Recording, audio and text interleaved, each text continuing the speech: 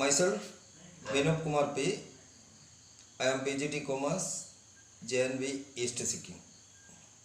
Okay, we will discuss the second chapter for you, that is theory base of accounting. You have already learned the first chapter, so second chapter theory base of accounting we will discuss. Okay, clear?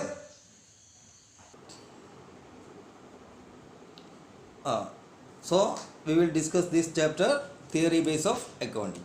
Okay, after studying this chapter you will be able to identify the need for theory base of accounting. That means why we have to learn this chapter. Then you will be able to explain the nature of GAAP. GAAP means generally accepted accounting principles. And you will be able to state the meaning and purpose of the basic accounting concepts. There are many concepts you will understand. You will be able to state the meaning and purpose, why we are doing these concepts. And you will be able to describe the systems of accounting and describe the basis of accounting.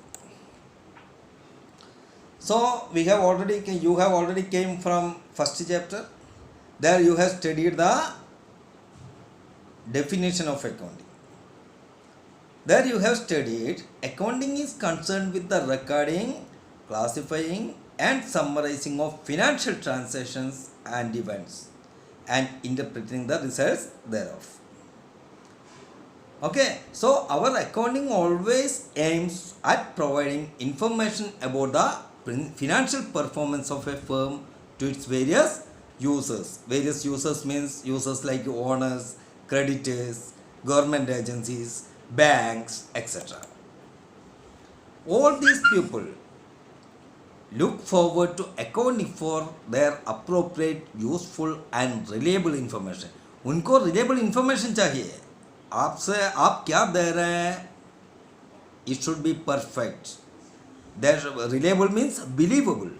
They should be able to believe the information given by you. Okay. For making the accounting information meaningful to its internal as well as external users. Internal users means internal, matlab within the organization. External means outside the organization. ये दोनों को information meaningful होने के लिए क्या चाहिए?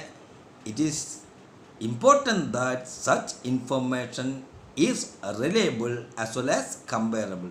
Reliable मैं already बोल दिया आपको. It is believable. It should be believable as well as it should be comparable.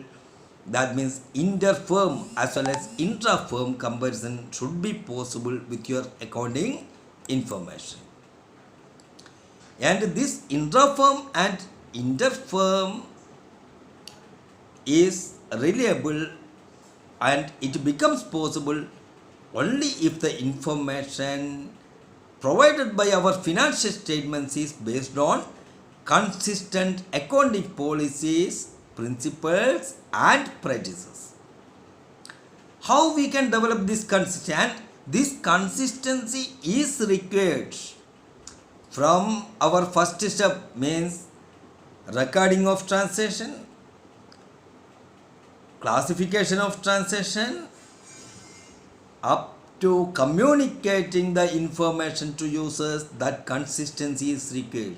Okay. This calls for developing a proper theory base of accounting. So theory base of accounting is very important. Then only we can provide a reliable and comparable result to the interested persons, both internal as well as external. So the importance of accounting theory need not be overemphasized, as no discipline can develop without a sound theoretical base.